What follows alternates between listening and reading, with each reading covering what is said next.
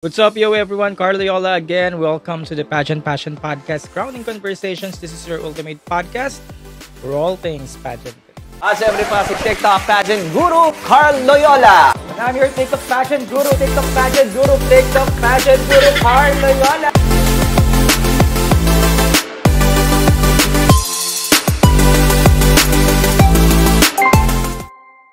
Good evening, happy Tuesday. What's up? Pakaaga ni Alex Santos. Alex Santos like the live. Loya. Ayan, sabi ni Red.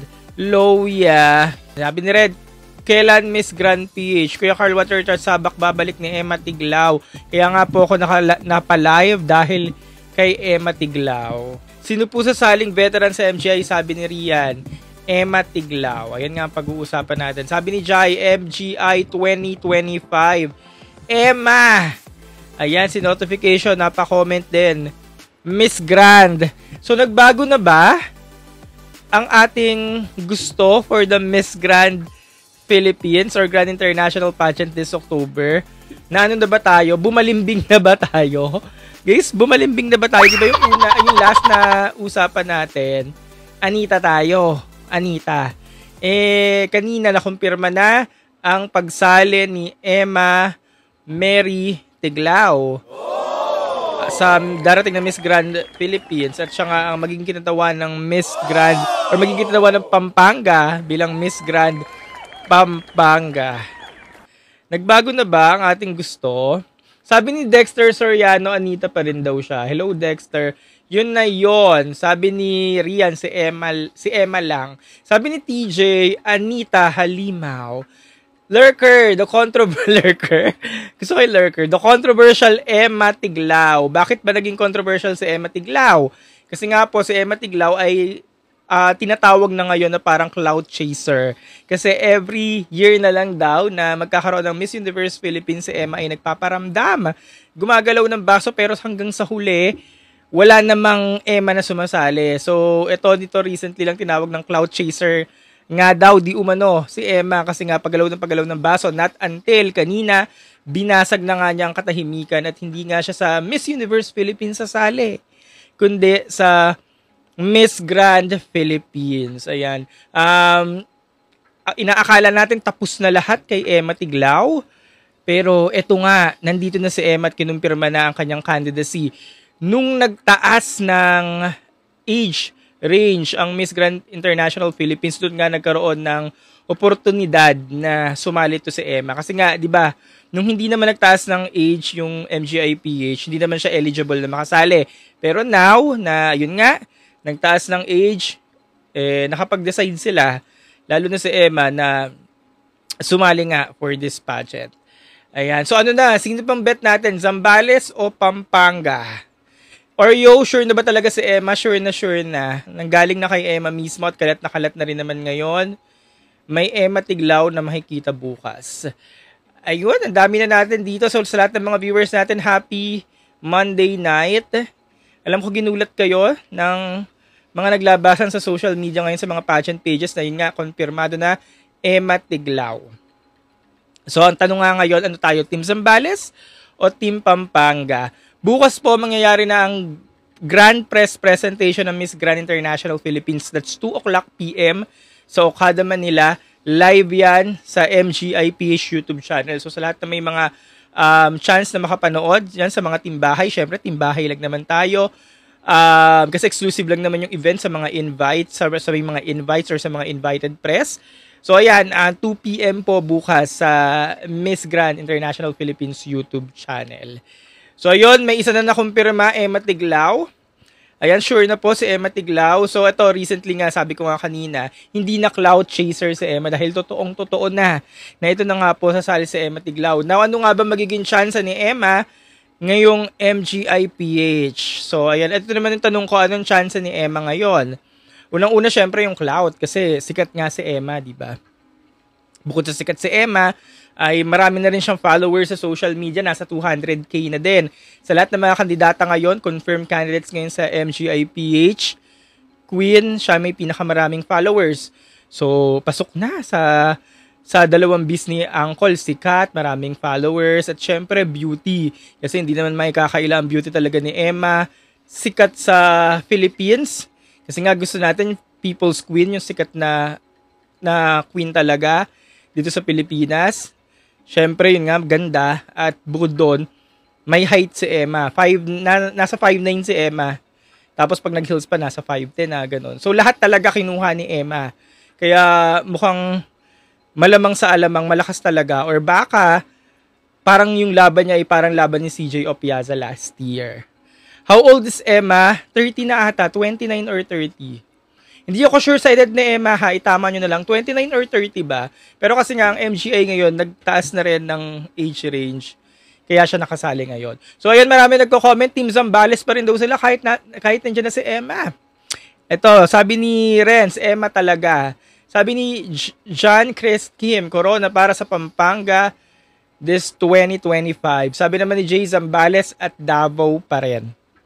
So bukod kay Emma, may isa pang hindi pa naman nagko-confirm pero kalat na siya yon. Hindi pa siya nagko-confirm pero kalat na siya yon at obvious naman na siya yon. Si Beatrice Macleland, si Aklan Province noong Binibining Pilipinas 2025. Dito lang. So, ayun, confirm na rin si hindi naman confirm, pero siya na talaga yon, Beatrice Macleland. At mukhang may nakapag-kumpirma ng legit source, pero siya talaga yon, Beatrice Macleland. So, dalawa na sila. The rest, hindi ko pa konfirmado, bukas na lang natin malalaman. Pero, eto nga, ngayon, so far, Emma Tiglao, yung pinakamalakas na veteranang makikita natin bukas for the press presentation ng MGIPH. Okay, Alex Santos, hi po kuya, ilan po ang official candidates ng Miss Grand Philippines? 32. 32 po lahat ang official candidate at bukas po sila ipapakilala. Ayan, sabi ni RJ, kaabang-abang, yes, MGIPH YouTube channel. Ayan, sabi ni Dexter, Arriba Anita Gomez pa rin daw siya. So, kunyari, may Emma Tiglao na, may Anita Gomez na. So, kung ito lang dalawa naman, kasi hindi pa naman natin confirm yung iba bukas eh. Para sa akin, ang pinaka veterana talaga na mukhang aabangan talaga natin si Emma Tiglao. Pero bukas, hindi pa naman natin confirm yung iba. So, abangan natin. Pero hanggat wala pa pinapakilalang iba, si Emma Tiglao pa rin yung top notch talaga hanggang ngayon. For me, Emma Tiglao. Kasi alam natin kung ano yung kalibre ni Emma Tiglao. Alam natin kung anong kasikatan meron siya. Siyempre, ang mga level nan, iba yung leveling, di ba? So, Emma Tiglao for me, siya talaga yung top notch na ngayon. Then, Anita Gomez, yung pangalawa. So, kayo ba, agree ba kayo? It's Emma Tiglao versus Anita Gomez. Sabi ni Thomas de los Santos, MMD. Ayan, may mga nagko-comment pa rin na MMD. Guys, wala pa rin MMD talaga. Walang MMD bukas. As in, wala. Wag na kayong umasa. Wala pong MMD. So, abangan natin yung ibang girls na manggugulat na lang bukas.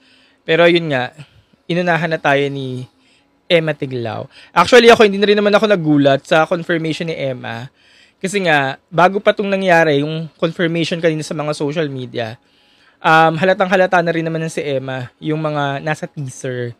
And bukod pa doon, pag nagbabasa tayo ng mga comment section, marami ng mga clues na lumalabas na si Emma nga talaga yun. Hindi kino-confirm ni Emma, pero yun nga, very obvious na si Emma na talaga. So ano ba naramdaman ko? Masaya ako, exciting. Kasi bago pa lumabas to si Emma, ang confirmed candidates lang si Anita, Michelle Arceo, or even si Miss Davao Province, si Angele. And then gusto natin mas may hahamon pa, diba? Mas may thrill pa yung magiging MGIPH, diba? Not until ito na nga, lumabas na nga si Emma Tiglao. Kaya napaka-exciting ng laban. So, ayun nga, kinuha lahat ni Emma, beauty, brains, business, popularity, pati yung height nasa kanya, beauty of face. Alam niyo naman, ang ganda-ganda tayo kay Emma at yung kalibre nga, lahat na kay Emma na.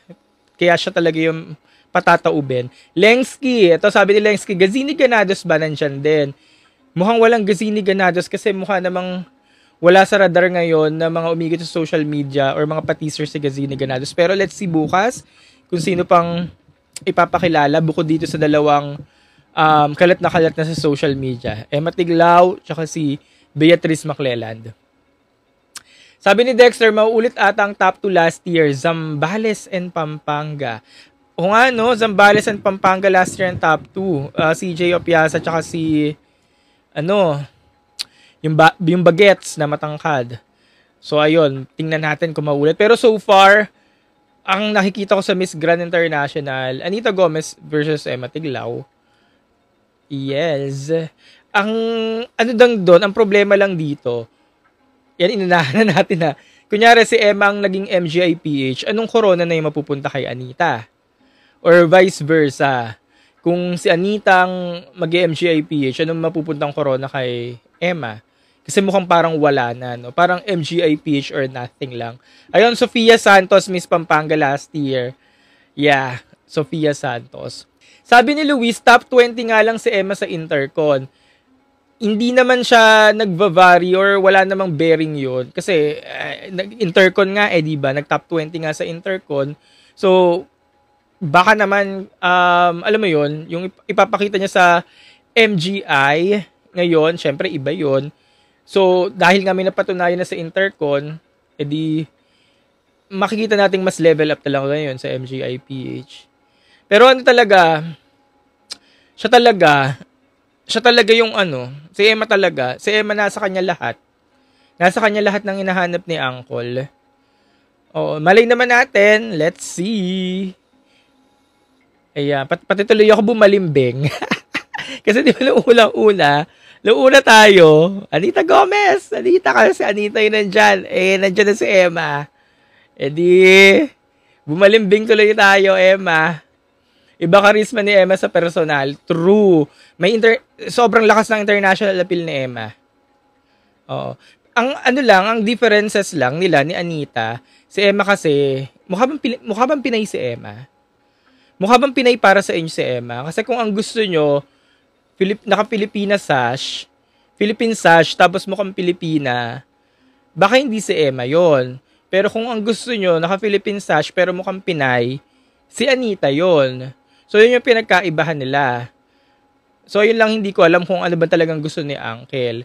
Kung gusto, ni Uncle. Kung gusto ba ni Uncle na naka-Philippine sash, mukhang hindi Pinay, or naka-Philippine sash, pero mukhang Pinay. Pero yung height, ayun talaga yung pinagkaiba nila. Kasi matangkad si Emma. Nasa 5'9 to 5'10 na yan. Sabihin na natin 5'9 si Emma. Tapos ang haba nan sa personal. Plakado. Ilang beses ko na yung nakita. Plakado talaga. Tsaka iba na international appeal ni Emma. It's Emma and Bea daw for top 2, sabi naman ni Jap. Sige. Ayan, si Bea lumalaban din pala. Ang maganda kay Bea, or ang advantage ni Bea Macleland. Ang advantage ni Bea Macleland, marami siyang makinarya. Kaya niyang maglaro talaga sa competition. Kaya niyang mag-ingay, kaya niyang laruin yung competition. Kaya niyang magpasabog kasi yung makinarya ni Beatrice Macleland. Ngayon, galing na rin siyang ALV Circle of Pageant, si Beatrice Macleland. Yun yung isa niya pang advantage. Babalik ulit siya sa ALV ngayon. So, kilala na siya sa ALV, Circle of Pageant. So, yun din yung advantage niya kasi nga kilala siya. So, pwedeng magustuhan siya lalo. Kasi nga, galing na rin siya doon. Kumbaga, ALV babies na si Macleland parang klase po ni Emma for MGI, sabi ni JDHGG. Klase for MGI. Ayaw mo nun? Klase yung pambato natin. Pero, ewan ko hindi ko alam kung paano makikipaglaro si Emma dito sa MGI. Kaya nga excited ako kung paano siya gagalaw Kung paano siya, mali mo maging magaslaw siya, AJ. Sabi AJ, magaslaw daw ang gusto ni MGI. Malay mo naman, or malay mo, baka gusto na ni Uncle ngayon, klase talaga. Klaseng Pinay, hindi, si CJ ba, magaslaw ba si CJ?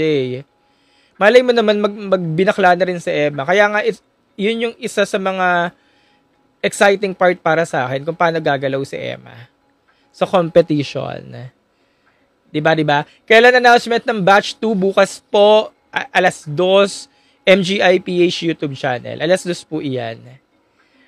Ayan. Sabi ni Rar, si Emma para siyang nanalong si Brazil sa Supra. Actually, magkaano sila. Although si Brazil 6'2", pero magkasinghulma sila. Lakas ng oras where kahit kami binulugan ni Emma. Ayan si Rar na rin na nagsabi Si Rar. Emma and Zambales daw, sabi ni Marbs FPV. Ito. Pasok ba sa Forbes ni Uncle si Emma? Cool. Sabi ni Cole, pasok ba sa Forbes? Yes po. Beauty, height, body, business. Sabihin na natin yung business kasi nga malaki yung clout kay Emma, di ba? Kasi nga sikat siya in Philippine pageantry dito sa Pilipinas. Plus, yung work niya as a news anchor, makakatulong din yun para sa clout sa kanyang candidacy, ganyan. Sa pangalan niya na nakakabit na yon as news anchor here in the Philippines. So, malakas talaga. Hindi siya basta-basta. Hindi siya yung basta-bastang nandyan lang na candidate or filler candidate. Tsaka guys, kilala nyo naman na si Emma, di ba? Sikat na yan ever since pre-pandemic queen yan. Yun yung gusto ni Uncle, di ba? Yung mga sikat na beauty queen dito sa Pilipinas. Plus, ang tangkad nga kasi ni Emma. Gusto nga ni Uncle, matatangkad.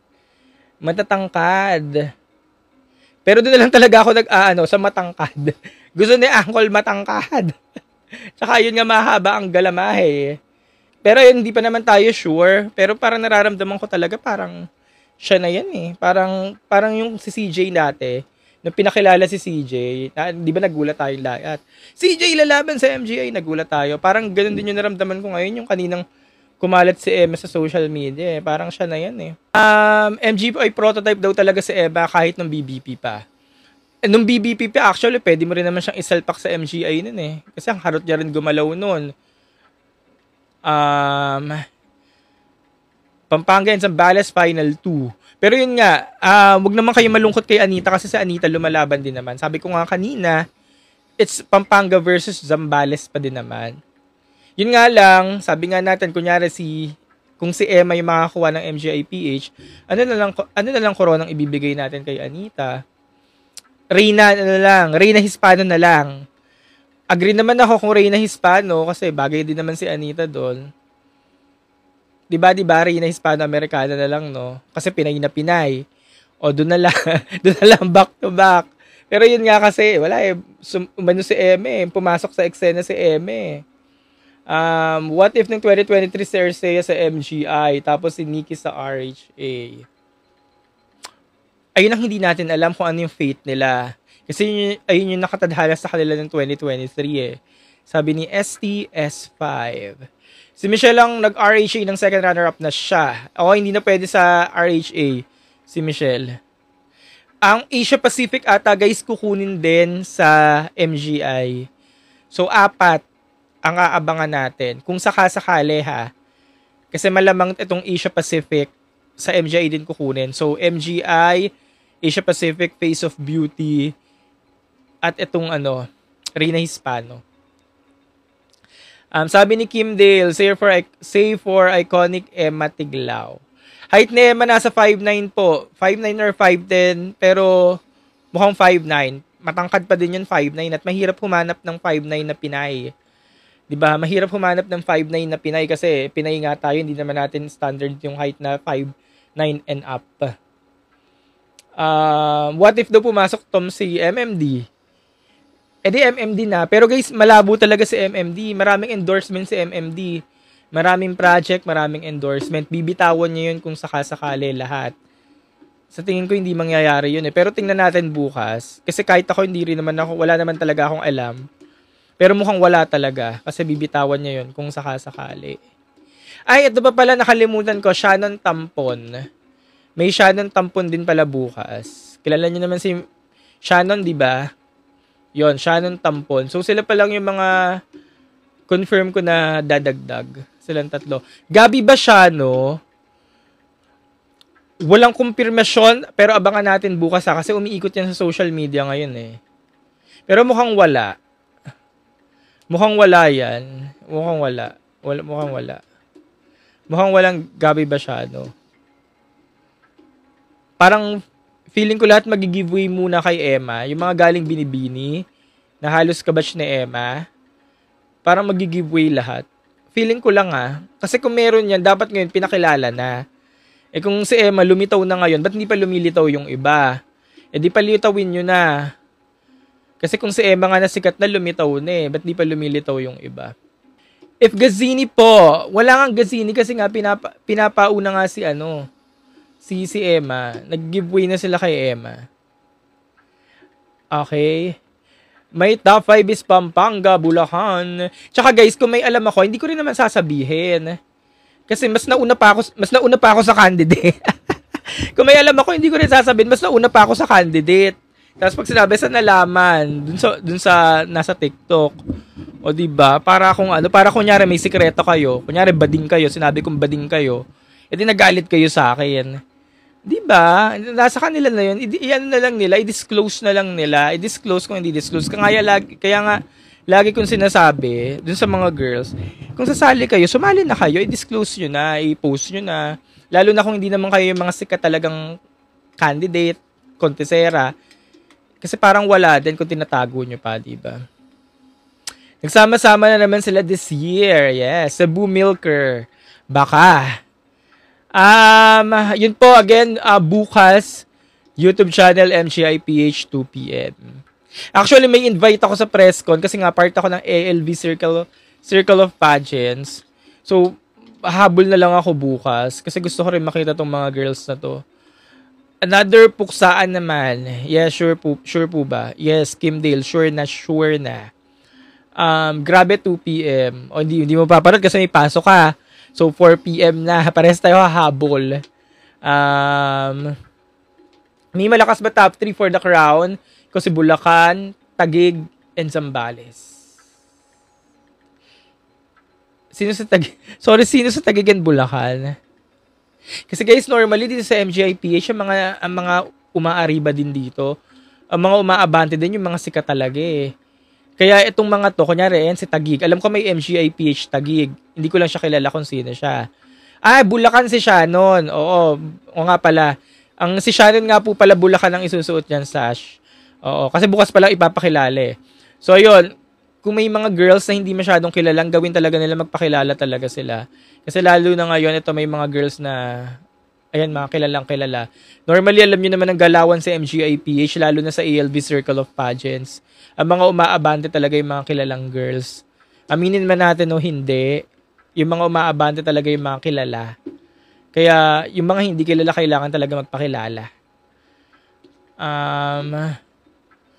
Emma is carrying the BBB. Tsaka alam nyo naman si Sir Arnold at ang ALV Circle of Pageants nakikinig yan sa gusto ng masa. Kung ang gusto ng masa, pulso ng nakakarami, ito, yun talaga yung pinananalo niya.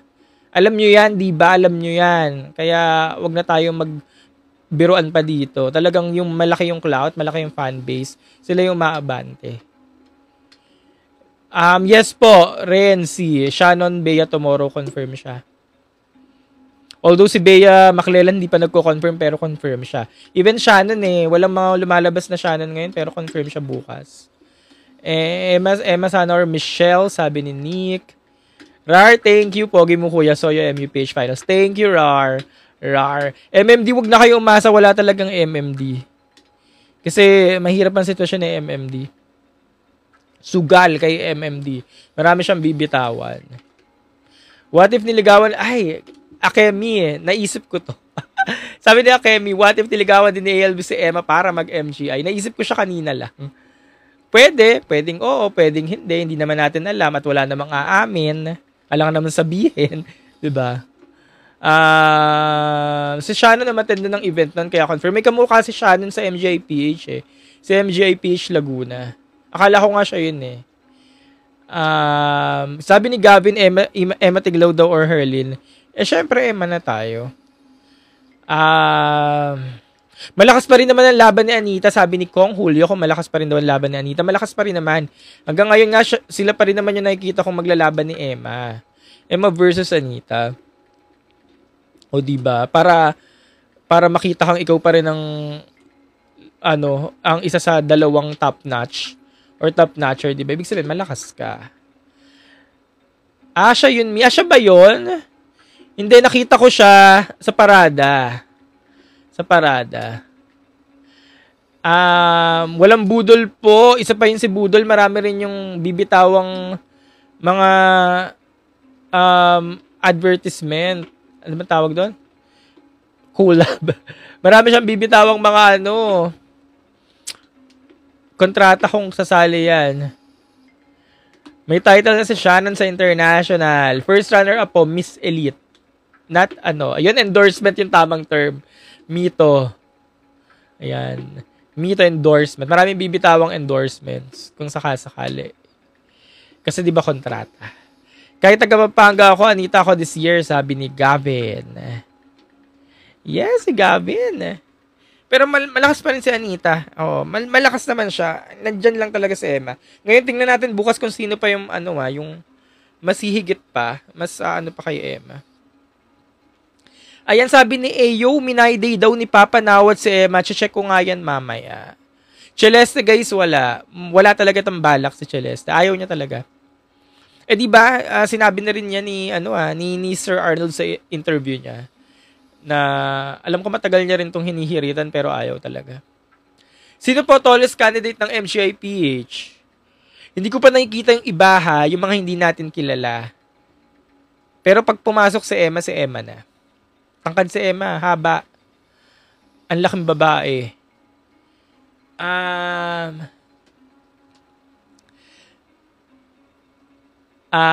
Ito may nagsabi. Feeling ko, binubulungan si Emma nung nag-interview kay Nawat noon. Na dahil sinabi kung sino niyang bet. Talaga ba? Na-feel mo din yan? Hindi natin alam. Jai, grabe, sabi ni Jai, grabe si ALV, puro back-to-back ang ilalaban sa international. Diba? Ngayon pa na nare-recognize na si Sir ALV na Queen Maker. Ngayon pa ba yan susuko? Ngayon pa ba yan, hindi magpapakitang gilas? Kaya ang isasabak na sa international pageant next, yung mga palaban talaga. So, sino bang kukuninan? Eh di syempre, mga gusto din ng masa. Emma Tiglaw for MGI 2025, tapos MU 2027 after para double crown. Ako okay na ako sa MGI PH, hindi na sa MU. Hindi na sa MU. Siguro ang gusto ko na lang makita sa MU sa susunod, sina Krishna, sina Tara, yung mga bagets. Kahit sila nanalo sa MGI PH, basta palaban at magpapasikat kay Nawat. Ayan, sabi ni Kong Julio. Sabi ni Salamander, Emma na. Age ni Emma, hindi ko sure 29 or 30 ata. Search ko mamaya.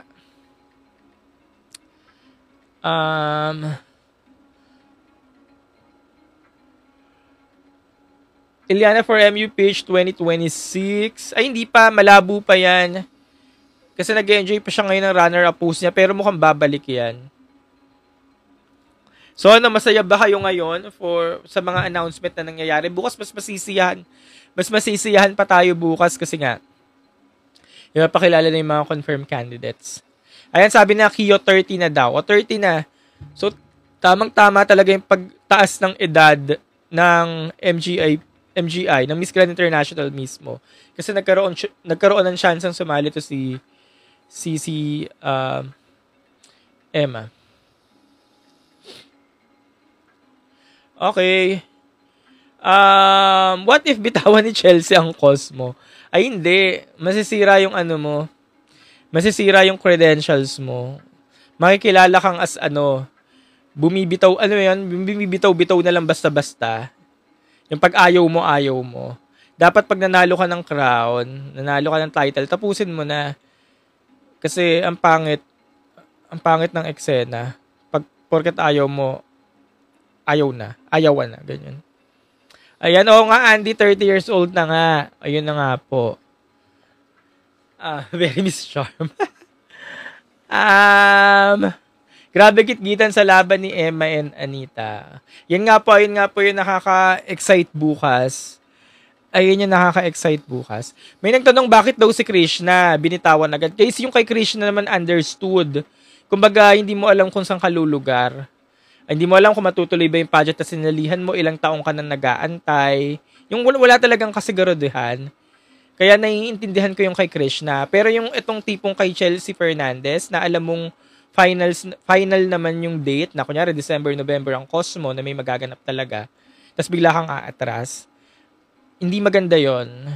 Kasi ikaw na yung nandun eh. Next in line ka na eh.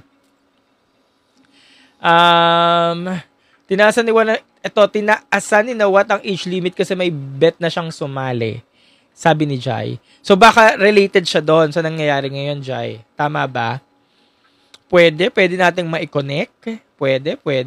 Pero siya ba talaga yung inaantay kaya tinaasan yung age?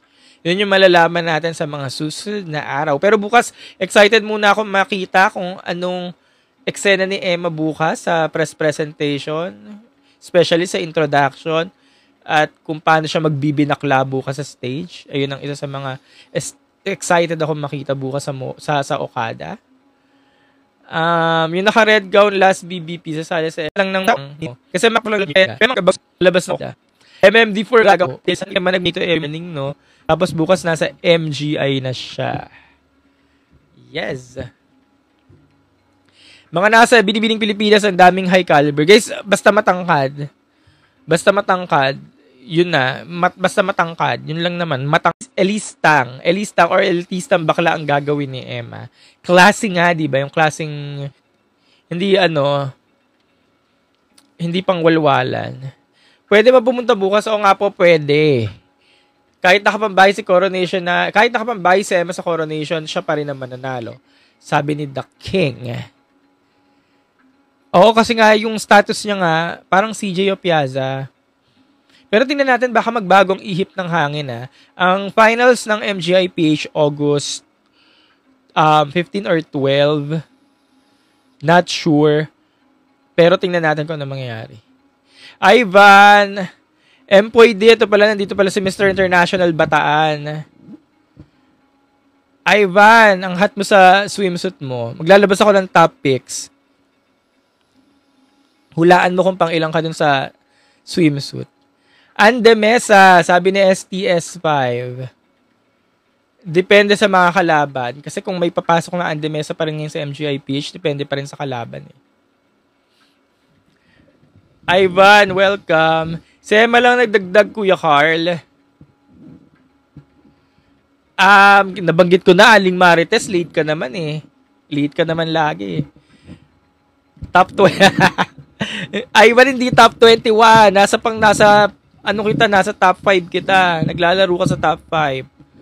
Ayan, lumalandi si Aling Marites kay Ivan.